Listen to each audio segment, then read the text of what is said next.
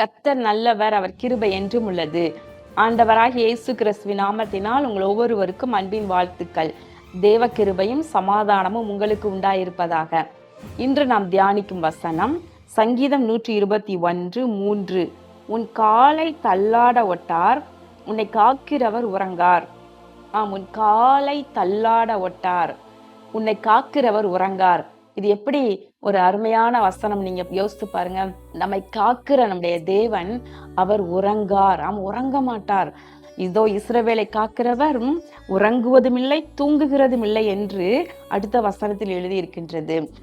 கர்த்தர் நம்மை காக்கிறவர், நம்முடைய காலை அவர் தள்ளாட ஒட்டார், உறங்காமல். எப்படி ஒரு தாய் தான் பெற்றெடுத்த பிள்ளையை சிசுவாக இருக்கும் பொழுது எவ்வளவுதான் ஒரு தாய் அப்படி உறங்காமல் இருந்தாலும் கூட, ஆனாலும் குறிப்பிட்ட நேரம் உறங்கதான் வேண்டியிருக்கும். ஆனா ஆண்டவரோ, சர்வ வல்லமை உள்ள தேவனோ, அவர் நம்மை கண்ணுறங்காமல் காத்து வருகின்றார். இன்னைக்கு நம்ம பார்க்கிறோம், இரவு நேரங்கள்ல செக்யூரிட்டிஸ் பார்க்கிறோம் நிறைய இடங்கள்ல. இரவு நேரங்கள்ல நம்ம ஊழியத்தை முடித்து வரும் பொழுது பார்த்தோமானால் ஆங்காங்கே கடை வீதிகள்ல செக்யூரிட்டிஸ் பாவம் உட்கார்ந்து சேர்ல சில நேரம் அப்படியே அசந்து தூங்கிடுவாங்க. ஆனா கர்த்தர் வீட்டை கட்டாராகில் கட்டுகிறவர்களின் பிரயாசம் விருதா, அதே போல கர்த்தர் நகரத்தை காவாராகில் காவலாளிகள் விழித்திருக்கிறதும் விருதா என்று சொல்லப்படுகிறது. அப்போ கர்த்தர் நம்மை காக்கிறவர், அவர் நம்மை உறங்காமல் காக்கின்றார். அதோடு கூட அவர் நம் காலை தள்ளாட ஒட்டார். நம்முடைய கால் எந்த எல்லையிலும் சறுக்காத படிக்கு நம்மை காத்து கொள்ளுகின்றார்.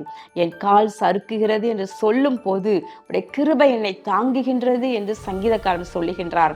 பாருங்களேன், அப்ப நம்ம கால் தள்ளாட விடவே மாட்டார், சறுக்க விடவே மாட்டார். யார் முன்பதாகவும் எந்த சூழ்நிலையிலும் வெட்கப்பட விடவே மாட்டார். நம்ம வேதத்துல பார்க்கின்றோம், அநேக தேவ பிள்ளைகள், அநேக தேவ மனிதர்கள், பரிசுத்தவான்களுடைய வாழ்க்கையில இக்கட்டு வந்தது. ராஜாக்களுடைய காலங்கள்ல பார்க்கிறோம் நம்ம, இக்கட்டு வந்தது. பகைஞர்கள் வந்து அப்படியே சூழ்ந்து கொள்ளுவாங்க. என்ன செய்வது என்று பரிதவித்து தேவனை நோக்கி பார்க்கும் பொழுது அவர்கள் காலை தேவன் தள்ளாட விடவே மாட்டார். சங்கீதம் 55:22 கர்த்தர் மேல் உன் பாரத்தை வைத்து விடு, அவர் உன்னை ஆதரிப்பார், நீதிமானை ஒருபோதும் தள்ளாட ஒட்டார் என்று எழுதியிருக்கின்றது. பிரியமானவர்களை, கர்த்தர் தள்ளாட விடவே மாட்டார். எசேக்கியா ராஜாவின் காலத்துல நம்ம பார்க்கின்றோம், யோசாபாத் ராஜாவின் காலத்துல பார்க்கின்றோம், இன்னும் ஆசா ராஜாவின் காலத்துல பார்க்கின்றோம். இப்படி அநேக நம்ம சொல்லிக்கொண்டே போகலாம். அவர்கள் எல்லாம் இக்கட்டு நெருக்கங்கள் வந்த பொழுது கூட அவர்களை வெட்கப்படவே விடல, அவர்களை தள்ளாடி விழுந்து போக விடவே இல்லை. அவர்கள் காலை தள்ளாட ஒட்டார். இதை இஸ்ரவேலை காக்கிறவர் உறங்குவதும் இல்லை தூங்குகிறதும் இல்லை என்றால், ஆண்டவர் உறங்காமல் தூங்காமல் தம் ஜனத்தை காத்து பகைஞர்களுக்கு முன்பதாக தள்ளாட விடாத படிக்கு நிலை நிறுத்துகிற தேவனாய் இருக்கின்றார். உங்கள் குடும்ப வாழ்க்கையிலும் சரி, வேலை காரியங்களிலும் சரி, உங்கள் தொழில் வியாபாரத்தில் நீங்க கடந்து வந்த பாதைகள்ல கர்த்தர் உங்கள் காலை தள்ளாட விடாத படிக்கு அருமையாய் காத்து வந்ததை இங்க நல்லா புரிந்து கொள்ள முடியும். என்னுடைய அனுபவத்தில் கூட ஊழியத்தின் பாதையிலும் சரி, குடும்பத்திலும் சரி, காலை தள்ளாட விடாத படிக்கு அற்புதமாய் அநேக முறை காத்து வந்ததை நான் கண்டிருக்கின்றேன். நம்முடைய ஆண்டவர் நம் காலை தள்ளாட ஒட்டார், நம்மை காக்கிறவர் உறங்கார், அவர் இரவும் பகலும் விழித்திருந்து பாதுகாக்கின்றார். அப்போ இரவில் வருகின்ற தீமைகள், பகலில் வருகின்ற தீமைகள் எதுவும் நம்மை அணுகாமல் காத்து வருகின்றார். கண்களை மூடி ஜெபம் பண்ணுவோமா?